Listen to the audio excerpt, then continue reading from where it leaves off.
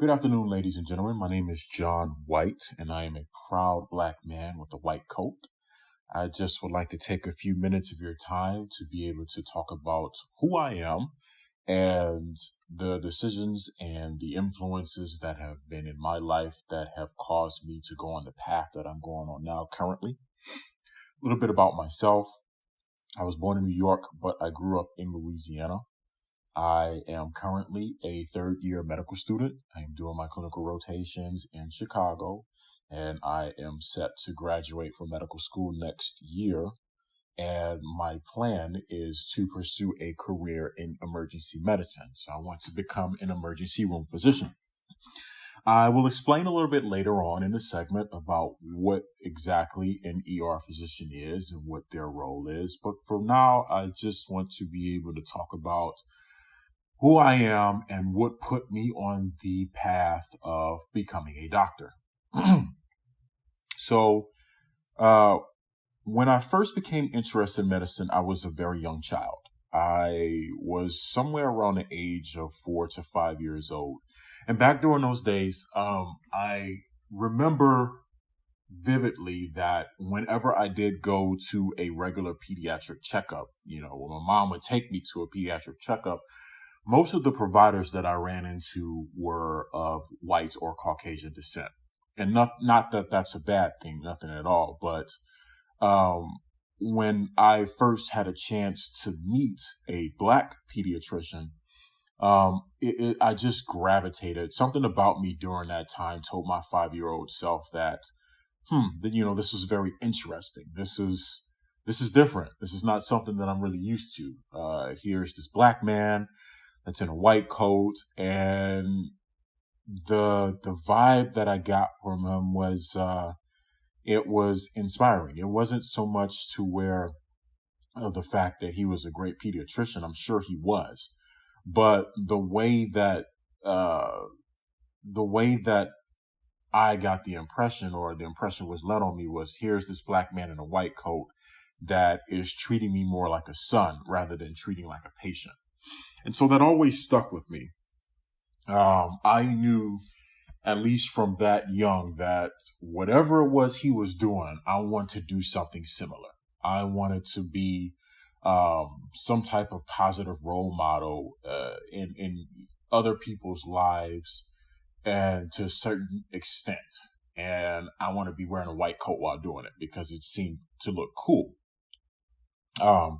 And so as I got older and became of age, when it got time for me to start high school, that's when I had a little bit more understanding about what a doctor is and what their role are, and such an integral role that doctors and other healthcare professionals play in our society, that I had more of an interest, at least, to get to know more about the medical field and to see what it had to offer.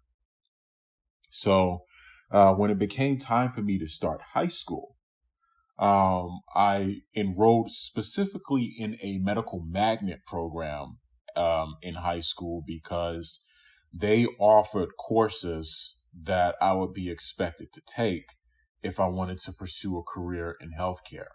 So these courses introduced me to your anatomy, your physiology, your pharmacology, healthcare policies, and, so courses of that nature that are comparable to a fraction of what you will probably end up taking in a medical class. So I found it very fascinating. It was a very rewarding experience. Most of the courses were ran by healthcare professionals, typically nurses, who were very passionate about what they did, and very caring and just very supportive and ensuring, and they were very resourceful. They were doing their due diligence to ensure that we had as much exposure as we possibly could into healthcare. And so that definitely played a huge factor into considering becoming a doctor as an ultimate goal, as a lifelong goal, as an ultimate goal. But that wasn't the only influence that I've had in my life that propelled me to go down this path. An equally major, if not more major influence that I had that shaped me into not only pursuing medicine as a career, but me just working to be a better individual and be the individual that I am today, was my grandmother. She was truly my biggest supporter in my life, and she legitimately was my uh, fervent cheerleader. She loved me unconditionally and supported everything that I did. Um, I will be one to tell you that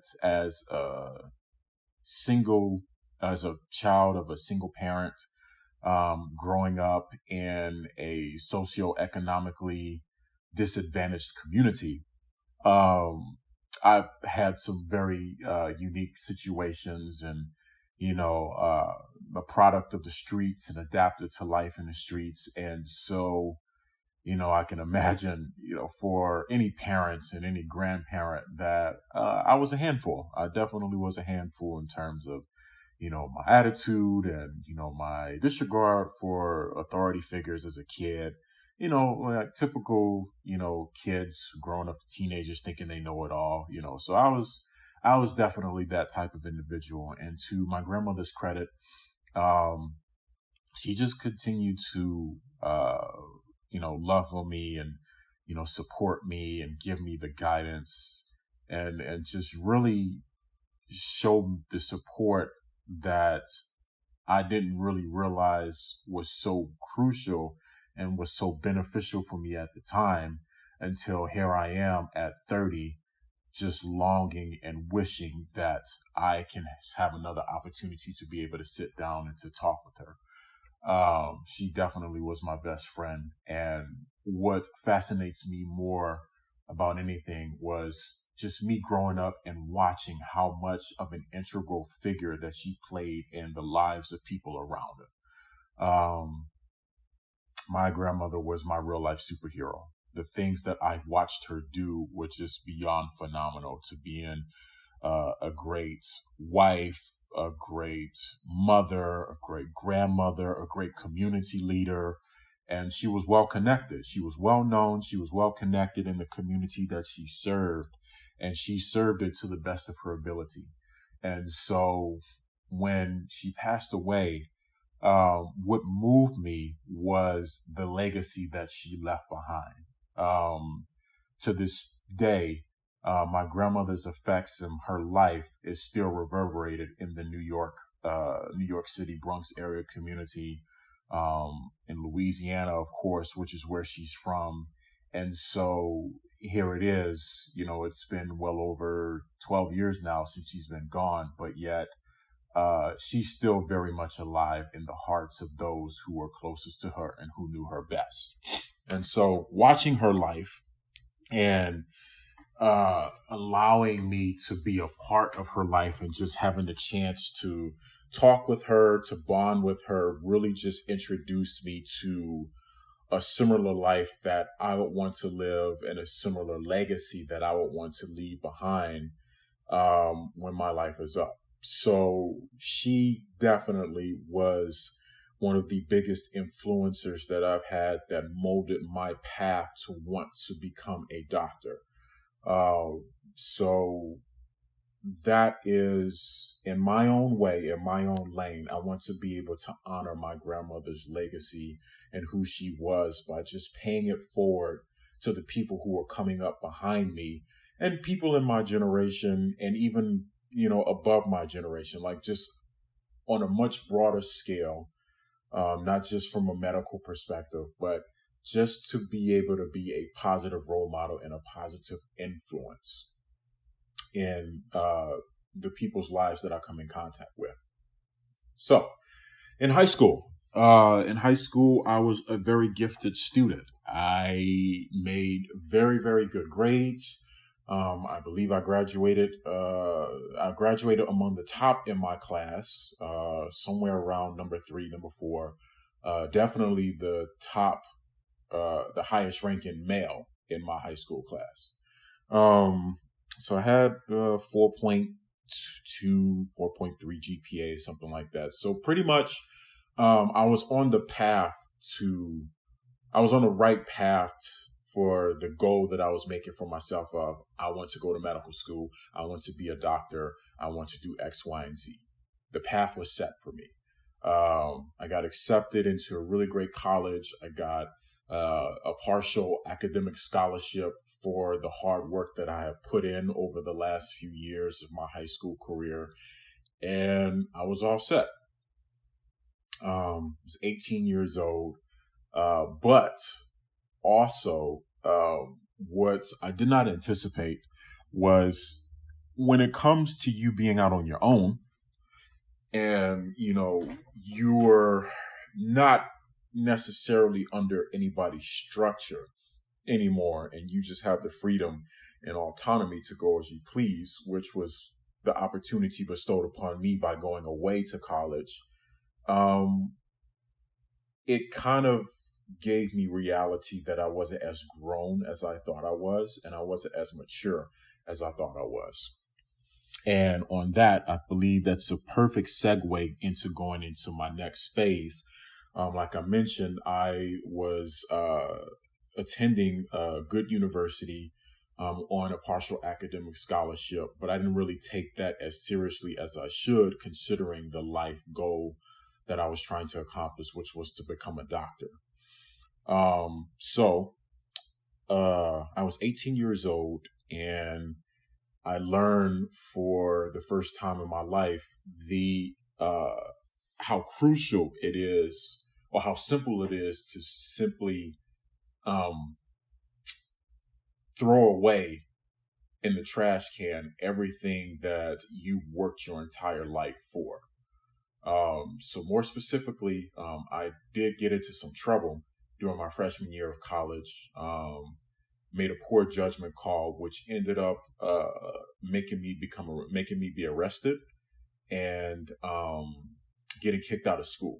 So I literally, thrown away everything that I've worked my entire life to accomplish behind, just a mistake, a legitimate mistake in trying to fit in and trying to be cool. So yes, but as far as the arrest is concerned, as far as, the time that I've served, all of that has been resolved, by the grace of God. He has allowed me to get a second chance. And so with respect to, why I got arrested and the charges that I faced for being arrested, instead of going to trial, I had the option of going into a pretrial diversion program. And through this program, I did community service and I took counseling sessions. And upon completion of this program, the actual charges, which were misdemeanors, were actually dismissed. And I got my second chance at life and a fresh start. And so it allowed me to be able to focus more on rebuilding and rebranding, and just taking life a little bit more seriously, considering how careless I was in the beginning and how much it costed me. So, like I mentioned, unfortunately, I got kicked out of Loyola University, which is the school that I attended. And I had to start over, and I started over in 2008 at a community college. And so I started in the spring of '08, and I started in community college, and I was on track. The first semester, I was at a 4.0. I was doing well in my grades. And then an unspeakable tragedy happened during my second semester, or just before my second semester was supposed to begin, which was around the fall of 2008. My grandmother passed away unexpectedly, and I didn't realize until during that time that she was much more sicker than what I thought she was. I was still very young at the time. I was 19 years old. And so nobody really sat down with me and told me exactly how sick she had been. And so it was just completely unexpected that my best friend, my second mom, the mom after my mother, who raised me and gave me and introduced me to a life that she just basically molded into me that I can have for myself if I work hard enough. My main lady passed away. And so it was devastating for me. It was extremely devastating. And the effects of her death not only still affect me to this day, but it also affects my family. So nevertheless, my second semester at community college did not go so well. I ended up flunking. And ever since that time, it never got back to when I started community college prior to her passing away. So I did a year and a half in community college, and then I transferred to Southern University, which is an HBCU in Louisiana. I started there, and I'm trying to, adjust to life back in Louisiana at the time, and really just trying to figure out just life in general. Like, I knew that I wanted to become a doctor. I know that was something that I was really, truly wanting to accomplish.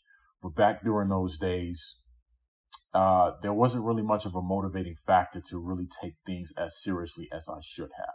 And so as a result, most of the days I was either not prioritizing my studies accordingly, or if I was studying, I was going through the motion. Because I chose to place work because I was a working man.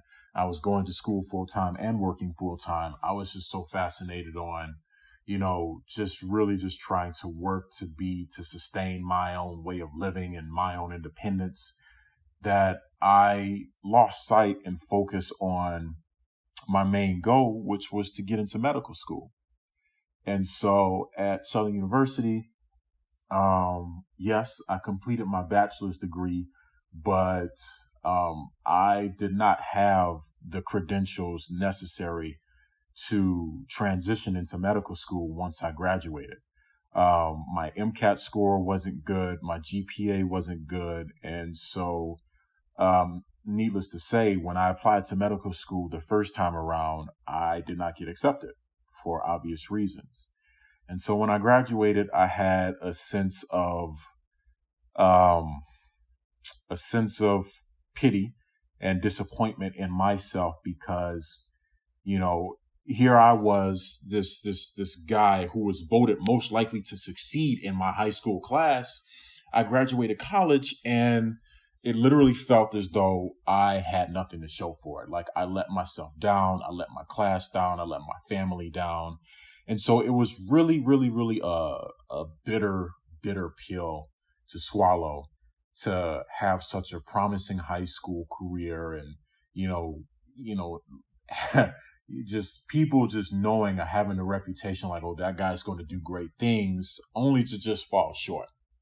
So the summer of 2013 definitely was a difficult summer, both for me and my family. There was a lot of things that was going on during the time.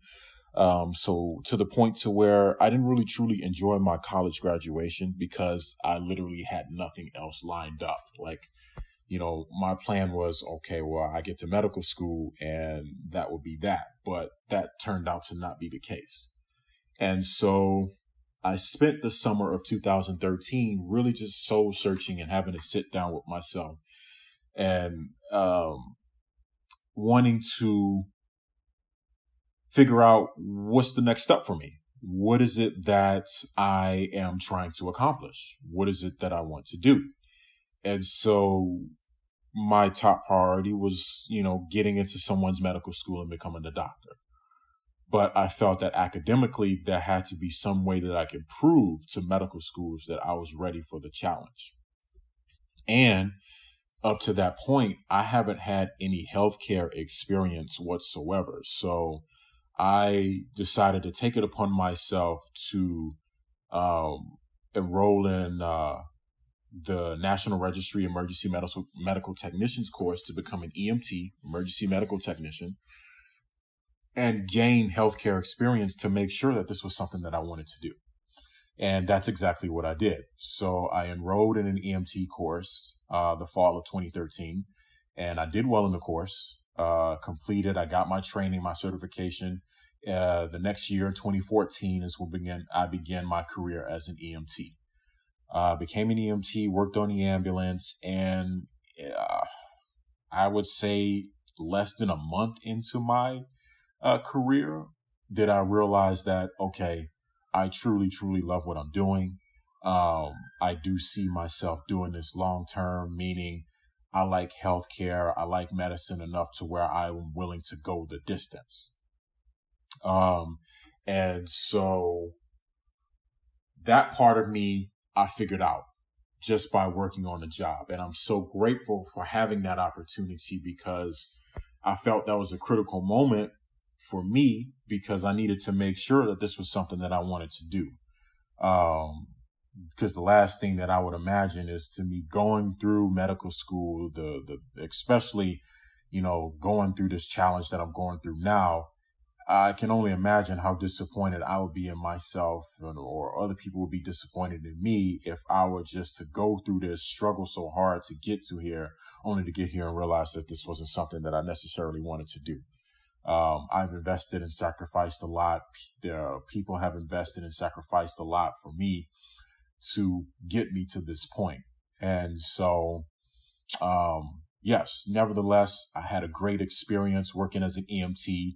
It definitely put me on a path of just introducing me to emergency medicine and how it works, the lifestyle, the knowledge base, the skill set. It was just something that I truly, truly, truly wanted to embrace and wanted to learn as much as I can. So I spent 3 years preparing for reapplying to medical school, working as an EMT, and enrolling in graduate school to receive a graduate degree. And when I received my master's, it felt like the old me again. I graduated at the top of my class again with my master's, really, really stellar GPA. I retook the MCAT. The MCAT was slightly better than what I did the first time around. So unfortunately, my profile was better, but it wasn't good enough to get into a U.S. med school, which led for me to make an interesting decision. So it's 2016. I'm getting ready to graduate with my master's degree, and I get 2 acceptance offers at this point, because it's pretty late stage in the medical school applications for the U.S. I'm receiving rejection after rejection after rejection. And I get 2 acceptance offers. One is for a medical school in Mexico, and the other was for a medical school in the Caribbean. And so I realized that if I want to make this work, then I am going to go on a parallel path. And so with that, I chose to study abroad in Mexico.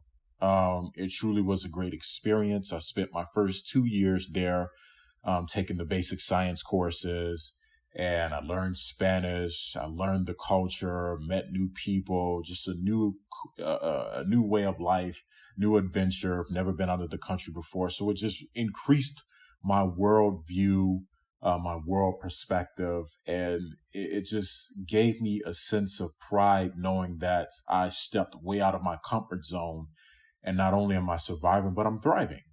And so it gave me invaluable skill set that I have brought back to the United States, and using that to help better myself as far as my patient assessment skills, my patient interaction skills, and just, connecting with people who are not like me. So which brings me to where I'm at now. As I mentioned to you earlier, I am in my 3rd year, and I am set to finish my 3rd year up in a couple months. I will be moving to Texas to finish my 4th year. And later on this year, I am applying for a residency in emergency medicine. So what exactly is an ER physician? An ER physician is simply a doctor that works in the emergency room. And we are primarily tasked with treating acute, minor or life-threatening conditions that occur that warrant individuals to come to the ER. So it could be a variety of anything from a stubbed toe to a heart attack, a stroke, or some type of crisis, whether it's trauma or medical related that requires quick thinking and solid training and expertise of a first responding medical doctor. Our job is to stabilize the patient and then get them stabilized. We will get them to the next appropriate level of care. So it's very high paced. It's very demanding, but it's also rewarding because I hear this term, you're the doctor's doctor, which is what most primary care physicians are. They are consultants for other doctors. And so I like that, I could be on the front lines and continue to be on the front lines of, healthcare and actively trying to be a good provider to my community when they need me. So essentially, that's what ER physician is. That is what I'm interested in, and that's just based off of my experiences as an EMT. The last thing that I want to talk about is just the legacy that I'm trying to leave, the legacy that I'm trying to leave with respect to being Black in medicine. There are very, very, very too few of us, Black males and females, that are medical professionals. And so I am privileged to be a part of this, and I am working every day, not only to make sure that I make a difference in my community, in, my practice as a student, in my practice as a resident and eventual attending. I'm also going to play my part in encouraging the next generation, or anybody actually, to embrace more of an integral role into medicine. It's best that, we need to look out for ourselves. We need to look out for our own, because nobody else will. And so to have more people like me in white coats to look out for our community will definitely be beneficial for all of us, because I do understand that African Americans are still apprehensive about, healthcare and getting checked up and, going to doctor's visits and stuff like that. And so I want to be on the front lines in changing that. So I am a brother in the white coat. I am putting in the work day in and day out. And I truly, truly will work as hard as I can to leave a lasting legacy and a lasting impact the way that my grandmother did. And so I encourage everybody that's listening to just take a sit down with yourself and really evaluate if you are where you want to be in your life. And if you're not, then figure out a plan to get to where you want to be. Know that you have what it takes. Know that you have the courage, strength, and determination to get there. Utilize whatever resources that are available to you to help you to become better. And so with that, I just want to truly say thank you for taking the time out to listen to me. Again, my name is John White, and I am a proud Black man in a white coat. Godspeed. My man, John White, man. Let me tell you, great guy. So, early March, we had the Black Men in White Coats Youth Summit up in Chicago. And while we were there, I actually vividly remember John standing up and asking the question and really passionate and just feeling that. And that's where I actually met this gentleman. We didn't spend much time chatting, but I met him there, and, we knew we had to get him on the podcast. So we got him on the podcast, and I told you this story is about second chances. Did you hear his testimony? After hearing that, nobody has any excuse to say, well, this happened to me, so I can't do it anymore. He had some rough spots in his life, encounters with the system, being locked up, misdemeanors here, But getting over that, that's the story of triumph. That's the story of success. That's the story of not giving up and having somebody in your life that you love so much, who the love you have for that individual can drive you to greatness and to success. The person I'm talking about is his grandmother that he spoke so highly of. So I thank her. I thank her, even though, as I understand, she's no longer here. But she helped develop this young man into who he is today. And now this young man's story is being told to so many of you. And so many of you hearing this will be inspired. And you go off and do great things because you heard this episode. And you guys then go on and impact other people. Do you understand what I'm saying? It's a ripple effect. It's a ripple effect. So because she impacted him to that extent, he gets to impact you and everybody else he'll impact. And you all go off and impact other people. I started this podcast by singing a little Pac for you guys. I know you love my voice. So I started off by singing a little Pac for you guys. And I remember one thing that Tupac said, he said, I might not be the person who changes the world, but I guarantee you, he said, I think it's a guarantee. I guarantee you that I'm going to influence the person that changes the world, right? So that's what this is all about. So because she did what she did to help him get through these rough times that he was having in life, to help him, he talked about being a product of the street, to help him get out that street mindset. Look where he's at now. He's about to be a doctor, y'all. Round of applause. He's about to be a doctor. And people like him, again, when I met him last month, and that passion I felt that he had, right? It's contagious and it spreads to other people and things like that. That's what makes this world a better place. People who care, people who want to be excellent, right? So, man, I don't even know him like that, but I'm proud of the man. I'm just saying I'm proud of the young man. So thank you, student Dr. John White, for where you've come from, where you're going, and the people you're going to impact, the people you'll influence. All right, fam, I'm hopping off this one, and I just want to remind everybody, child, things are going to get easier. Keeping your head up, right? So keep your head up. We're going to get through this. I know it's tough. Like I said, we're going through it over here now. I know it's tough, man. Everybody, prayers for the hot spots, definitely. New York, New Orleans, Michigan, all these places that are really starting to get hit.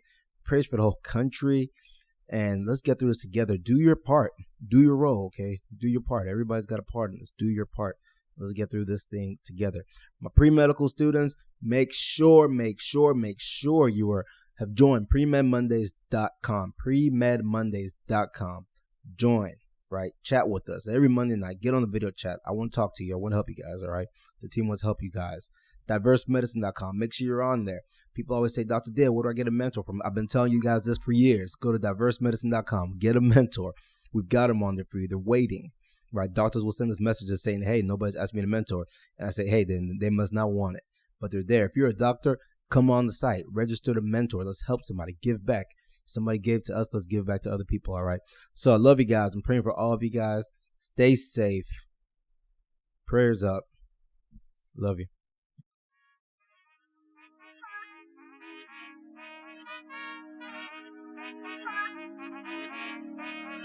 Ooh, I want them band like a daddy, yeah. Only do it like Flagger, yeah. I'm kicking flavor, no saga, yeah. Hey, I like them blues. I might go Janet like Jackson. I got them options, yeah. It's all about progression. Life is like a blessing. Everything a win, loss is like a lesson. Ooh, ooh, yeah. Ain't no time for stressing. I've been really stepping. Ooh, ooh, yeah. If you wanna go get it, stop playing around. Really got on racks, ain't playing around. If you wanna go get it, stop playing around. Really got on racks, ain't playing around. Black man, white coat, shit, we up right now, yeah, yeah.